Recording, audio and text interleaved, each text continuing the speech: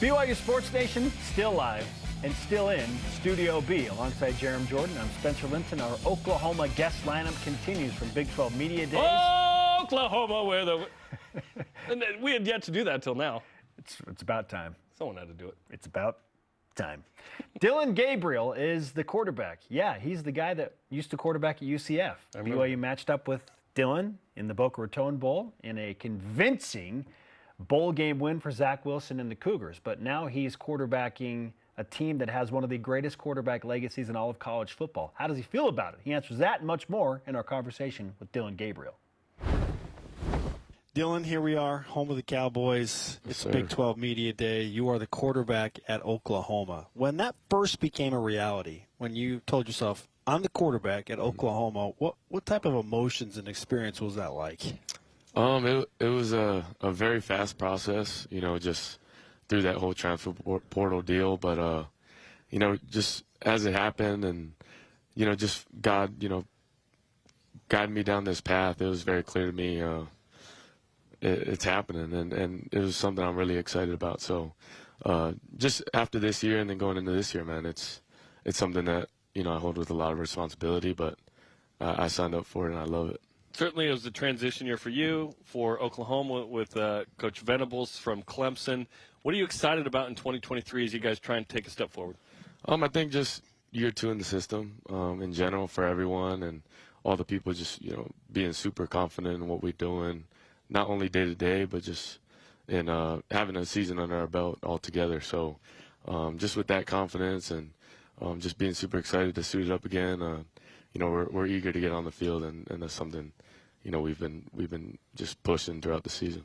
Emotionally and kind of holistically, how is this season sort of unique, knowing, hey, we're going to a different league next year, but this year we'd like to finish strong? Yeah, I think that's going to happen, and talk's going to, obviously it's happening. The SEC's coming, but just staying true to controlling what we can control, and that's being where our feet are, and it's being in the present. So just focus on that, and we'll let the rest take care of itself. Oklahoma has been so elite for so long that just seeing the Sooners atop the conference just kind of feels like the normal thing. It was not the case last year. Picked to finish third this year. So how do you utilize that as a motivator, if at all? Some players choose to ignore, but how do you view that? I think it's just a learning process, obviously, from last year. But, going into this season, it's going to be what we, end up proving and doing at the end of the day. A lot of people can talk, and, there's a lot of preseason, players, All-Americans, rankings. But the truth is, when that time comes on the first game, and, you got to go and prove it. So just staying true to that, proving ourselves by our actions, not necessarily our words. How would you describe your journey as a kid from Hawaii and then UCF, which we saw you in the 2020 Boca Raton Bowl?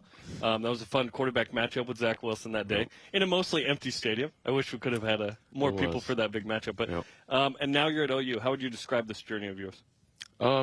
It's been unique. Obviously, just trusting God's plan for me, and just what He's got planned out for me is something that I've been staying true to, because, if there's one thing I learned, you can think of one way it's going to happen, and it'll be a totally different one. So just staying true to that and trusting God, because, man, it's been a journey, and I love it. How would you explain the atmosphere and the vibe around Oklahoma football right now in mid-July?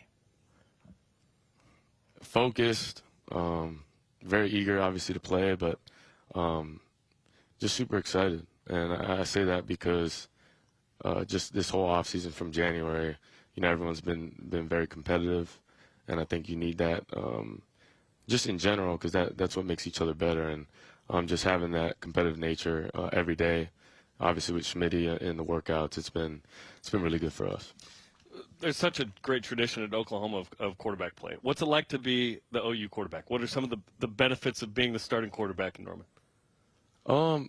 I would just say there's a lot of eyes on Oklahoma, and it's because of the history and how well the guys before us have been able to play. So that's what you want, playing the big environments, in the big games, and in the most crucial moments. So for me, that's the best thing about it, being able to be in those type of environments, because not a lot of people get to be in it.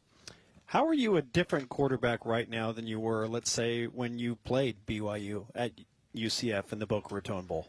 Just maturity, experience. I think, as you get older, you learn a lot, and just through all those experiences, I've won in a bunch of different ways and I've lost in a bunch of different ways, but just taking every, experience that I've had and using it to my advantage has been something that, I think has stuck with me all the way up to now. You guys are Jumpman, right?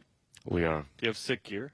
Do you have We do. Do you have good kicks? We do. I don't complain about the gear, man. We get a lot of it and very consistently. So, and it's really nice. Yeah. Do you guys get to ride in Boomer Sooner ever, or you just see it in the distance?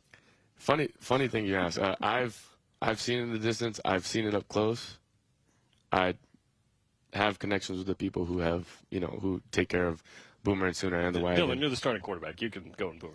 So I hope one day, obviously I can either, see it even closer or sit on or whatever it is. So that feels like a must. I feel like this needs to happen. Yeah, right? Yeah.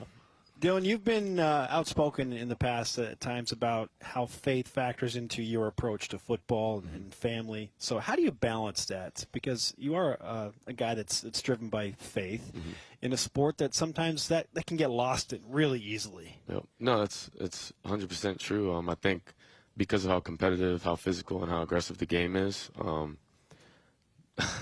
sometimes you can lose that in the heat of the moment, but just for me and my decisions and who I am as a person, I've always put, my faith and my family, at the forefront of that. So that's just who I am, something that I'm passionate about, and it's why I ultimately do what I do. It's fun in this conference. I feel like there are more players and coaches who embrace that, and BYU obviously about that as well. Do Hawaiian guys know the other Hawaiian guys on the other team? Because Kalani Sitake is a Laie boy. Yeah, definitely. I think just being from Hawaii, there being a lot of Polynesian descent. I keep just in touch with a lot of Hawaii boys, but also just watch when I see a lot of Hawaii boys doing very well. Likewise in the Polynesian community. So with that's what I do. I mean, whenever I see that or I'm playing against them, I'm obviously aware of it. I bet Kalani, if he didn't already in 2020, he's going to come up to you and talk about for Hawaii, sure. Man. No, for sure. All right, we'll finish with this. You've got a unique perspective on BYU because you have played against the Cougars, and you know that they have a lot of Polynesian ties there. But for those that don't know anything about BYU, if you were to tell another team or a coach in the Big 12 about BYU, what's the perception of the Cougars as they enter the Big 12? Yeah, very very physical. Obviously, big dudes, who can play really high level of football. But also just a united team, united front, which I think is super special just in football. And that's why college football is ultimately, a great sport, just the camaraderie, the teams like that. And I think BYU embodies, that type of thing when it comes to like schools like BYU, Army and Navy, that sort of thing. I think they're all in the same family. What emotions come to mind when you think about October 21st and playing UCF? I'm excited for it. I knew that, we started it, but I knew those questions would come. I think just in general, because of transferring, I think it'll be a fun game and super excited to obviously play in that one. Dylan, thanks for some time on BYU Sports Nation, man. We wish you the best of luck. Best of luck. Thank you, guys.